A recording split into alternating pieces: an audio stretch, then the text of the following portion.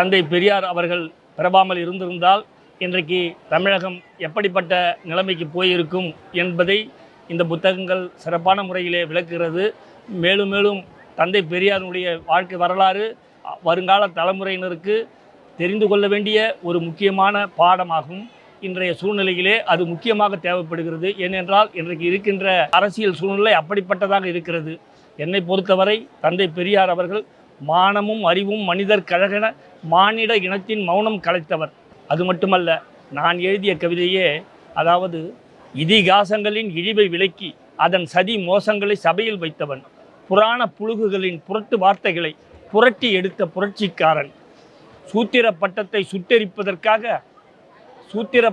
சுட்டெரிப்பதற்காக சாத்திர பேய்களுக்கு சவுக்கடி கொடுத்தவன்.